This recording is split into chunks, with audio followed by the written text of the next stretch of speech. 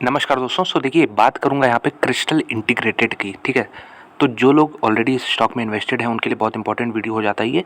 और जो लोग इसको देखना चाह रहे हैं कि ये कंपनी करती क्या है, इसमें इन्वेस्ट किया जा सकता है कि नहीं, उनके लिए भी बहुत इंपॉर्टेंट वीडियो होने वाला है। तो इसको थोड़ा सा अंत तक देखिएगा। आपको यहाँ पे एक बहुत बड़ा यहाँ पे रिपोर्ट निकल के आ रहा है इस कंपनी से रिलेटेड। क्या मल्टी बैगर रिटर्न्स भी देखने को हमें मिल सकते हैं, ऐसा रिपोर्ट में देखने को मिला है। तो चलिए स्टार्ट करते हैं। सबसे पहले अगर आज के मोमेंट की बात करते हैं, 7.28% की तेज़ी देखने को मिल रही है। और एक रीसेंट आईपीओ सबको मालूम है, जब से लिस्टिंग हुई है 15% के रिटर्न्स हम देख सकते हैं कि मिले हैं यहाँ पे।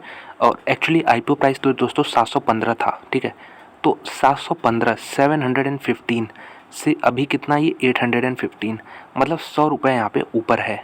लगभग कह सकते हैं कि 15%, 14-15% की तेज़ी आईपीओ प्राइस से देखने को मिली। बाकी कुछ कंपनियां तो आईपीओ लेके आती हैं तो उनका स्टॉक जो है 150%, 200% तेज़ी देखने को मिलता है। कुछ कंपनियां ऐसी भी होती हैं जो 50-60% नीचे हो, जैसे मुक्ति की बात कर लीजिए, यहाँ पे साइंस सिल्क की बात कर लीजिए। तो ये सब गिरावट वाले स्टॉक्स हैं। तो सारे तरह के आपको स्टॉक्स देखने को मिल जाएंगे। लेकिन इसमें अगर डेली चार्ट में दिखाऊँ तो एक पोटेंशियल ब्रेकआउट यहाँ पे सीन बना है।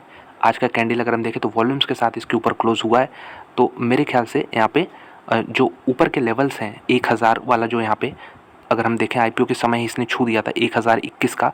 मेरे ख्याल से 1000 का लेवल इसमें बड़े आराम से आ सकता है। ठीक है, 1000 का लेवल 815 पे 200 पॉइंट का मूव कोई बड़ी बात नहीं होगी। कुछ यहाँ पे समय लग सकता है, लेकिन हाँ बिल्कुल आराम से आ सकता है। तो इसके पीछे देखिए, ये तो मैंने चार्ट देख के बताया, लेकिन एक रिपोर्ट आई है। रिपोर्ट अगर आप देखेंगे तो रिपोर्ट काफ़ी स्ट्रांगली इसमें अगर हम देखें तो 80% के मूव की बात कर रही है। उसको चलिए हम देखते हैं रिपोर्ट को हम लोग देखेंगे। उसके पहले कंपनी को जानना जरूरी, कंपनी करती क्या है, कंपनी के फंडामेंटल्स कैसे हैं।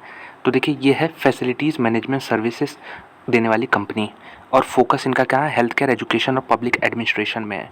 ठीक है, तो अगर हम इसकी बात करें तो इसमें देखिए वेरियस सेक्टर हैं जिनको ये अपनी सर्विसेज देते हैं। एजुकेशन, पब्लिक एडमिनिस्ट्रेशन, जिसमें स्टेट गवर्नमेंट की एंटिटीज़ आ गई, म्यूनिसिपल बॉडीज़ आ गई यहाँ पे, और other government offices, airport, railway, metro, सबको यहाँ पे जितने रिटेल सेक्टर हैं इनकी सर्विसेज मिलती है। मार्केट लीडरशिप है, 8वां largest integrated facilities management market है FY24 में। और टॉप 4 कंपनीज़ क्या यहाँ पे, सोडेक्सको यहाँ पे देखिए, इसके ये अगर हम देखें तो इसके कूपन्स मिलते हैं कुछ एम्प्लॉयज़ को यूज़ करने के लिए। BVG है, क्वेस्ट कॉर्प है, क्वेस्ट कॉर्पोरेशन आप सभी लोग देखे होंगे, लिस्टेड है, और SIS है। ठीक है, तो बेसिकली अगर हम देखें तो इनका कंबाइंड, अगर इस कंपनी का मार्केट शेयर देखें 6.8 है। तो देखिए, दो कंपनियां लिस्टेड हैं। अगर हम बात करें क्वेस्ट की और SIS की, तो ये लोग जब से लिस्ट हैं तब से कुछ रिटर्न तो इसमें नहीं मिला है, बहुत बम्पर रिटर्न कुछ नहीं मिला है। तो अंडर परफॉर्मेंस दिखाई दोनों कंपनियों ने, और FMS सेक्टर की ये भी हैं। तो अब देखना होगा कि क्रिस्टल इंटीग्रेटेड उनसे अलग कैसा कर पाती है। सॉफ्ट सर्विसेज में housekeeping, sanitation, landscaping and gardening. Hard services में mechanical, electrical, plumbing, waste management वाला, पेस्ट कंट्रोल, फैकेट क्लीनिंग, तो ये सब कुछ है। एडिशनल सर्विसेज में production support, warehouse management करते हैं, एयरपोर्ट मैनेजमेंट सर्विसेज, स्टाफिंग। तो मैंने बताया ना, क्वेस्ट और SIS, ये स्टाफिंग में इनका रोल ज़्यादा है। Skilled man power for various role including house keeping, security, maintenance में आप देखे होंगे ज़्यादातर इनके एम्प्लॉयज़, मतलब इनके द्वारा चुने गए एम्प्लॉयज़ आते हैं। ठीक है, कैटरिंग सर्विसेज और जोग्राफिकल प्रेजेंस इनका देखें, 21 ब्रांचेज हैं अक्रॉस इंडिया, 2427 कस्टमर लोकेशन है 14 स्टेट में। महाराष्ट्र से सबसे ज़्यादा रेवेन्यू आता है, फिर तमिलनाडु से आता है, बाकी 19% क्लाइंट दूसरे स्टेट से। तो 2 स्टेट्स में इनका, महाराष्ट्र और तमिलनाडु में, बहुत तगड़ा प्रेजेंस है। और ये देख सकते हैं 31,881 ऑन साइट स्टाफ हैं। तो ऐसा होता ही है। क्वेस्ट में भी मैंने देखा कि बहुत, क्वेस्ट और SIS में, टीम लीज भी इसी तरह की एक कंपनी है। ठीक है, तो ये सब सिमिलर बिजनेस मॉडल हैं, थोड़ा सा आगे पीछे हैं। मार्केट कैप की अगर मैं बात करूँ तो 1136 करोड़ है आज के मूव के बाद। स्टॉक का पी अभी काफ़ी रीजनेबल है, 23 के आसपास है। प्राइस टू बुक वैल्यू अगर आप देखें तो यहाँ पे 3.2 3.3 टाइम्स के आसपास है। और मुझे रिटर्न रेशियोज कंपनी के काफ़ी सही लगे, 20% के आसपास है। फेस वैल्यू 10 का है, और आगे चल के आपको यहाँ पे स्प्लिट मिल सकता है वो, लेकिन अपना टारगेट नहीं होता। इंट्रिंसिक वैल्यू से नीचे ट्रेड कर रहा है, 984 रुपये इंट्रिंसिक वैल्यू है, और करंट प्राइस 815 है। टोटल एसेट 626 करोड़ के। तो हर मामले में मुझे ये कंपनी सही लगी। 1 साल का प्रॉफिट ग्रोथ 44%, 3 साल का प्रॉफिट ग्रोथ 29%, 5 साल का 24%। ये हर साल है, हर साल 24% 5 सालों से ये कर रहे हैं। ठीक है, और इक्विटी बेस यहाँ पे 1.4 करोड़ रुपीस, माफ कीजिएगा, शेयर है, तो यानी 14 करोड़ का इक्विटी इनका कैपिटल है। तो ओवरऑल मुझे ये कंपनी काफ़ी सही लगी, रीज़नेबल। सबसे बड़ी बात है कि रीज़नेबल लगी, कि जो बाकी पीयर्स हैं, अगर मैं कंपैरिजन करूं यहाँ पे, इन्होंने देखिए कंपैरिजन में मिसलेनियस डाल दिया। मिसलेनियस में सारी तरह की कंपनी आ जाती हैं। CMS इन्फो सिस्टम जो कि कैश मैनेजमेंट वाली है, इससे भी आप देख सकते हैं कंपैरिजन करके। SIS इनफैक्ट बड़ी कंपनी है, 6000 करोड़ की, तो काफ़ी छोटी है क्रिस्टल। स्कोप अभी है इनके पास ग्रोथ का। अगर मैं इनके खुद के नंबर दिखाऊं तो आप खुद देखिए किस प्रकार से क्वार्टरली रेवेन्यू जंप कर रहे हैं। क्वार्टरली प्रॉफिट अगर बात करें तो 9 करोड़ से बढ़ के 15 करोड़ हुआ है। तो ये तो क्वार्टर ऑन क्वार्टर 3-3 महीने की बात हो गई। ईयर ऑन ईयर अगर हम देखें 2018 से लेके 18 से लेके अगर हम देखें 2024 तक, ठीक है, तो 2023 तक तो बहुत धीमा है। अगर हम देखें तो डबल हुआ है अगर हम छोटी कंपनी की बात करें, इसलिए मैं इस सेंस में कह रहा हूँ धीमा है। बाकी छोटी कंपनियाँ तेज ग्रो करती हैं, ठीक है। उसके बाद 2024 में अचानक से 300 करोड़ का जंप हुआ है। तो 2024-23 के मुकाबले इनके लिए काफ़ी अच्छा गया। 10 करोड़ का एडिशन हुआ है यहाँ पे, इधर 12 करोड़ का एडिशन हुआ है। इसके पहले अगर हम देखें तो ग्रोथ रेट जो था स्लो था, ठीक है, ग्रोथ रेट था लेकिन स्लो था। तो ये चीज़ है। इसके अलावा कंपनी के प्रमोटर्स अगर आप देखें तो इसमें हिस्सेदारी रखते हैं अप्रॉक्सीमेटली 70%। तो ये तो मैंने बात कर ली कंपनी के फंडामेंटल्स। अब हम आते हैं जो जिससे मैंने बात स्टार्ट की, एक रिपोर्ट आया है, बहुत बड़ा टारगेट निकल के आया है। टारगेट प्राइस मैं आपको बता दूं, देखिए 760 रुपये जब क्लोजिंग थी, ये इन्होंने 24 तारीख को ही रिपोर्ट पब्लिश किया आज का, लेकिन ये प्राइस इन्होंने कल का लिया क्योंकि आज तो मोमेंट आ गया, ठीक है, अभी भी। लेकिन अगर हम देखें तो 80% से कुछ अपसाइड माइनस कर दीजिए, 1369 का टारगेट प्राइस निकल के आ रहा है। किसके द्वारा? नुवामा ने यहाँ पे ये बताया है, ठीक है। तो ये भी बड़ा टारगेट है। अभी देखिए क्लोजिंग 815 की ही है, ठीक है दोस्तों। तो अभी भी बहुत बड़ा अपसाइड यहाँ पे ये देख रहे हैं। तो काफ़ी कम रिपोर्ट ऐसी होती हैं जो कि इतने बड़े बड़े टारगेट देती हैं। तो ये कंपनी देखिए बेसिकली इसको गवर्नमेंट से कॉन्ट्रैक्ट मिलते रहते हैं। Integrated facility management service company, जो मैंने ऑलरेडी यहाँ पे आपको screener.com पे दिखाया कि diverse sector, health care, education, public administration, और अगर हम बात करें 78% इनका रेवेन्यू जो आता है गवर्नमेंट कॉन्ट्रैक्ट से आता है। तो इसको कुछ लोग नेगेटिव पॉइंट मान सकते हैं कि गवर्नमेंट का रवैया थोड़ा सा यहाँ पे रहता है, लेकिन मैं मानता हूँ कि गवर्नमेंट पिछले 10 सालों में ये बदला है, ठीक है। जो गवर्नमेंट ऑर्डर देती, कॉन्ट्रैक्ट देती है, या फिर स्टेट गवर्नमेंट की ही बात कर लीजिए, स्टेट गवर्नमेंट ऐसा नहीं है कि नहीं चेंज हुआ, सबका एटीट्यूड चेंज हुआ है। वो टाइमली यहाँ पे मनी रिलीज़ करते हैं। कॉन्ट्रैक्ट दिया तो फिर टाइमली वो पैसा भी देते हैं। ये पुराना सोच हो गया कि गवर्नमेंट से अगर इनको मिल रहा है कॉन्ट्रैक्ट तो ये कंपनी अच्छी नहीं होगी, ये थोड़ा सा आउटडेटेड हो गया। और स्ट्रॉन्ग प्लेयर है इंडस्ट्री में, और 54% integrated facility management service FMS से आता है, 31% स्टाफिंग सर्विस और 10% सिक्योरिटी सर्विस से आता है। कैटरिंग सर्विस से 3% का यहाँ पे इनका रेवेन्यू हिस्सेदारी है। क्रिस्टल ने अगर हम बात करें 19% का कैगर पिछले 10 सालों में अचीव किया, जो कि बहुत तगड़ा है दोस्तों, 19% का रेवेन्यू कैगर।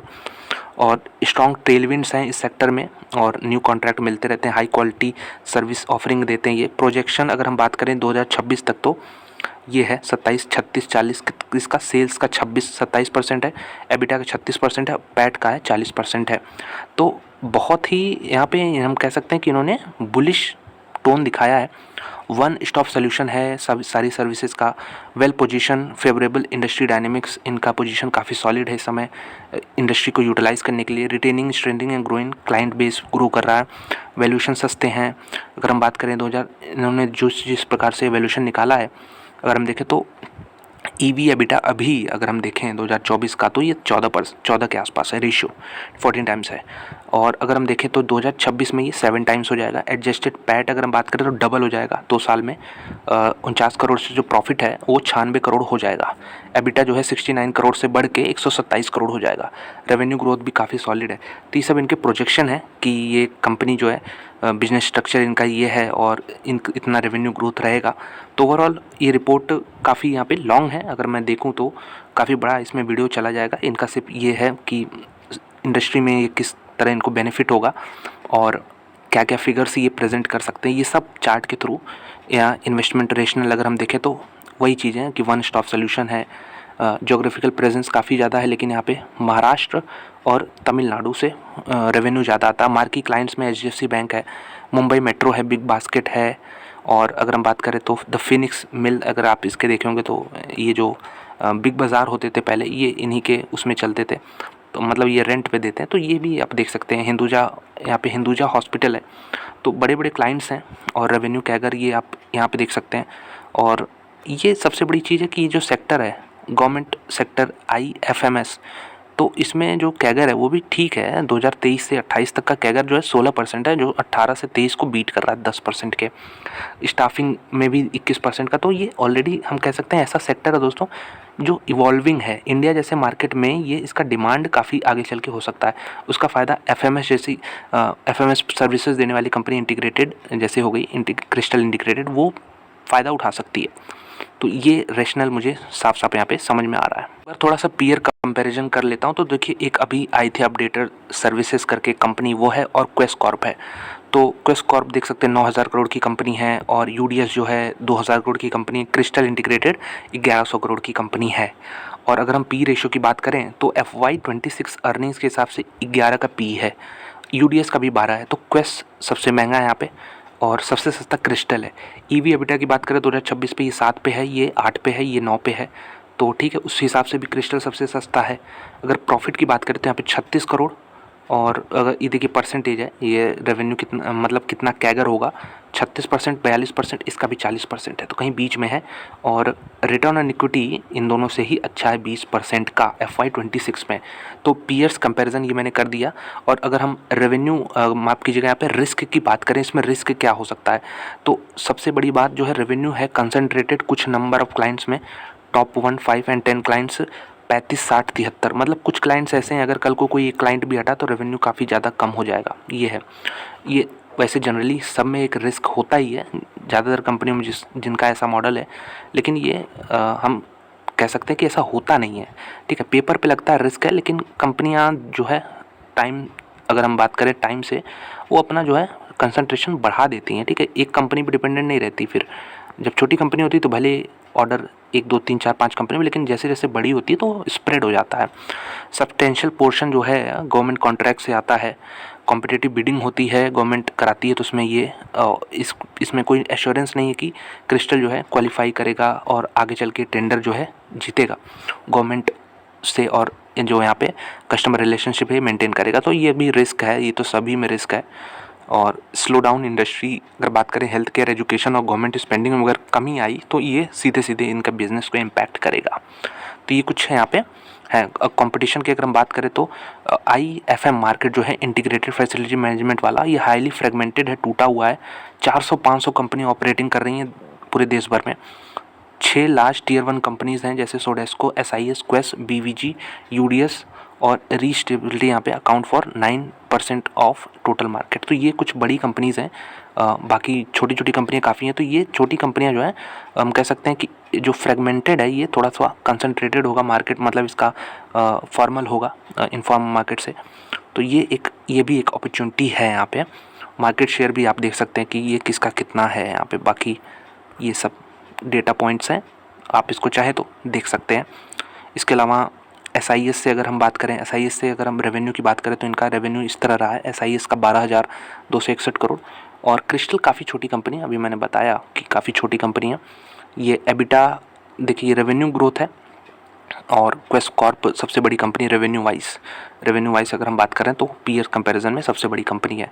अगर हम यहाँ पे देखें कि एबिटा मार्जिन कैसा है, तो अगर यहाँ पे देखें क्रिस्टल का सबसे इंटरेस्टिंग चीज़ है, UDS से अच्छा है, SIS से अच्छा है, क्वेस कॉर्प से अच्छा है। एक BVG प्लेयर है जो इनसे ऊपर है मार्जिन में। बाकी इन तीनों प्लेयर से जो कि लिस्टेड है, क्वेस हो गया, UDS अपडेटेड सर्विसेज, और यहाँ पे आपका SIS, इन तीनों से एबिटा मार्जिन कंपनी का अच्छा है। ROE प्रोफाइल की अगर हम बात करें तो ROE प्रोफाइल ये देख सकते हैं कि क्रिस्टल का यहाँ पे सबसे ज़्यादा है। ये अगर पिंक बार देखेंगे तो 2020 की बात हो गई, और 2024 में भी अभी भी सबसे ज़्यादा है यहाँ पे।